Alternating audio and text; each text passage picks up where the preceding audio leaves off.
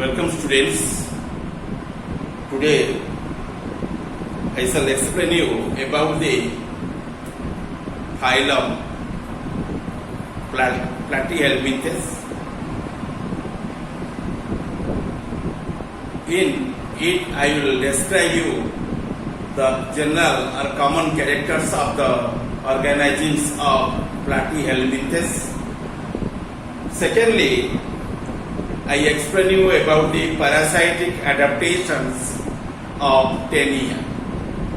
Parasitic adaptations of tenia, T-A-E-N-I-A. Okay? First of all, you know again about the general characters of Platyhelminthes. I repeatedly explain you about the characters of Platyhelminthes in last 3-4 classes, because it is very important part for the examination. It must be taken in the examination as a long question as well as in short questions. Okay, I think that you properly understand the term the Platyhelminthes, and you also know about the definition about the characteristic feature of the phylum Platyhelminthes. First of all, you know what is Platyhelminthes. Before I stated to you, Platyhelminthes is the Greek derivative term which derives from the Greek dictionary from two different Greek words. Platy means flat and helmi means pores. The organisms which are more or less dorsoventrally compressed or dorsoventrally flattened. Such organisms are called as Platyhelminthes. It is one phylum. Under this phylum, you find a different type of organisms which are bodily dorsoventrally compressed, or you can say also the dorsoventrally flattened. Most of them are the parasitic in behavior, and very few species remaining in the free-living state in the universe.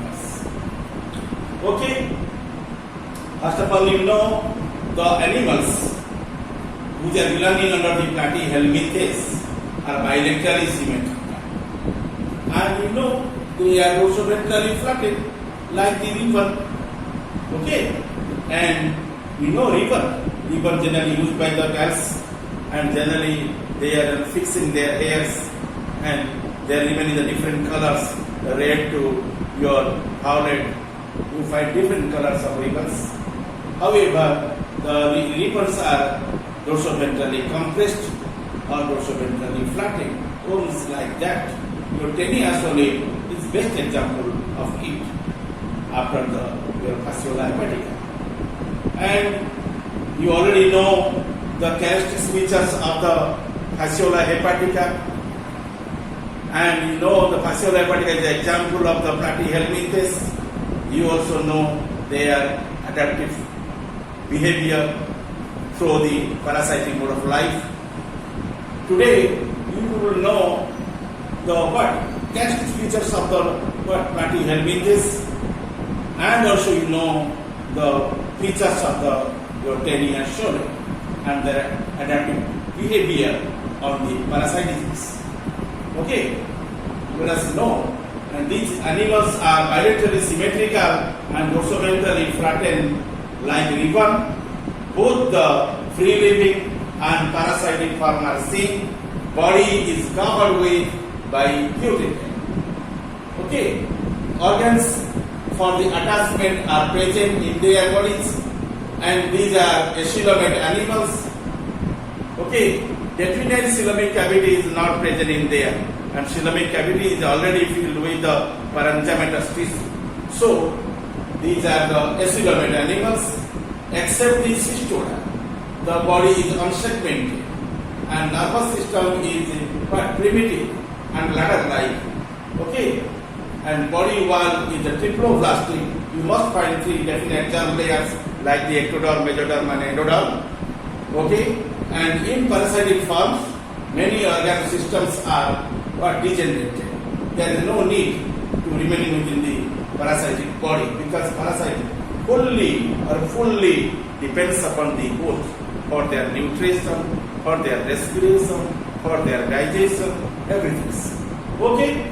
And in parasitic forms, many organelle systems are degenerated. Excretory system consists of protonephridia or flame cells.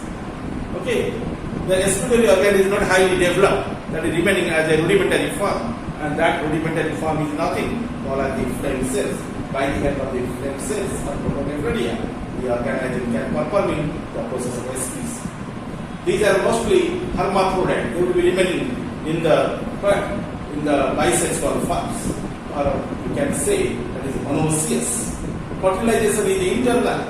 It shows the cell or cross fertilization. Development is direct, somewhere also called as indirect, with complicated larval forms. And cells organs are mostly present in the free-living forms, not in the parasitic forms. In parasitic forms, the cells organs are no need. Okay? And you mark there, the organism is not so advanced like the organisms of the Annelida, Arthropoda, Mollusca, and Echinodermata. Okay? In this respect, generally the platyhelminthes are represented from the others. And you know there are examples.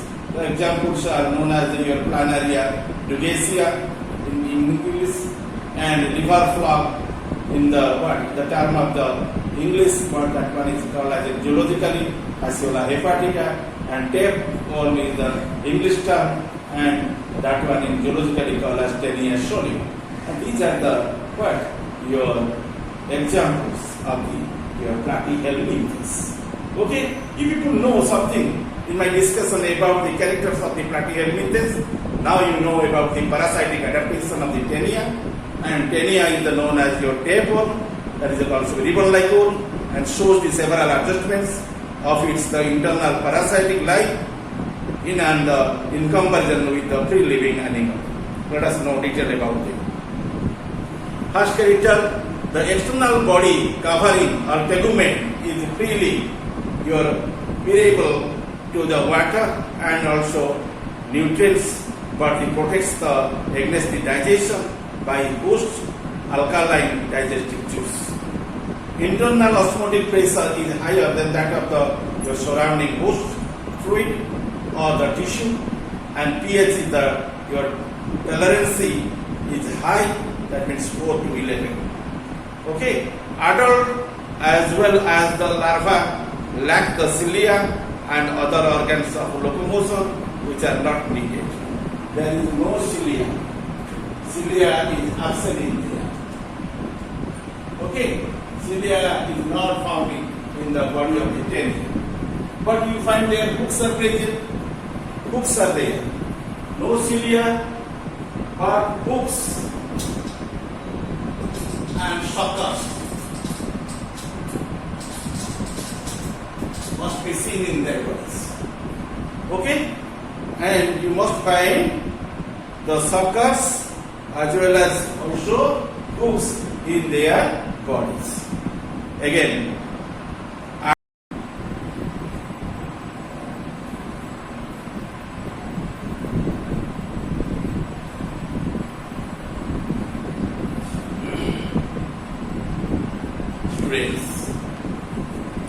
as we know, tenia solium is one parasite which is present inside the viscera, so it is considered as one endoparasite. Generally, it remains at the site of the soft tissue. Generally, parasite destroy and consume the soft tissue of the human body. Generally, it is infected to the eyeballs and other soft tissue bearing organisms. Okay? And tapeworms shows the several adjustments to its internal parasitic life in comparison with the free living animal. I already explained to you, external body covering the tegument is freely the permeable to water and also nutrients but it protects against the digestion by the host alkaline digestive juice. Internal osmotic pressure is highly or higher than that of the surrounding host fluids or tissue. The pH tolerance is high in there. It is also varies from 4 to 11. Adult as well as the larva lack cilia, I already explained to you, and other organs of the locomotion which are not needed. And fourth point is here, the scolex, S-C-O-L-E-X, with suckers and spines serves for attachment with the epithelial lining of the host intestine, so that parasite may not be ejected from the intestine due to its parasitic behavior or peristaltic contraction of the host. Alimentary canal is totally absent as the parasite absorbs readily available digested food of the host through its body surface. And body surface is not all the time smooth, it will also be folded up. Microvilli will be developed. The microvilli of the tegument also increase the absorptive surfaces. I show that one here. You see, it is the uppermost part of the proglottids of the tenia, and due to formation of microvilli in there, automatically the nutrients which are produced by the host that can consume by the diffusion manner from there. Okay, that intake food must be soluble in pulp. They can be passed through the microvilli. Microvilli will be helped to absorbing the food substance in there. Okay, microvilli of the tegument also increase the absorptive surface. And you know this is the parasite. It will not depend upon the what? Your circulation and respiration and sense organs also.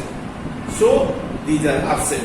Your circulatory, respiratory and sensory organs are absent. Nervous system is also poorly developed and is not highly organized. Okay, respiration generally takes place by the anaerobic manner because it is a parasitic form.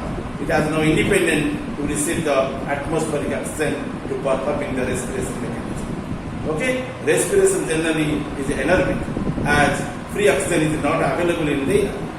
And the reproductive system is immensely developed and production of very large number of eggs. 40,000 eggs generally comes from your gravid proglottid.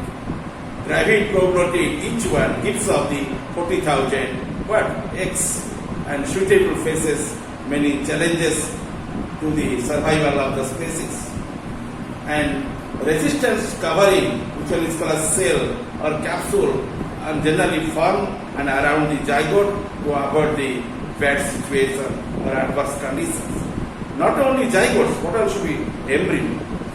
What else should be embryos also be embedded by that highly resistant cell or capsule around them, and generally provide the protection from the unfavorable conditions in here. And you know these species are hermaphrodite, bisexual, or also be called as monoecious. And you know this type of behavior is called as hermaphroditism. And co-fertilization ensures the self-fertilization within the same proglottid or cross-fertilization with another proglottid in the same bones. Okay, and I here ended my talk with this much of your favorable points.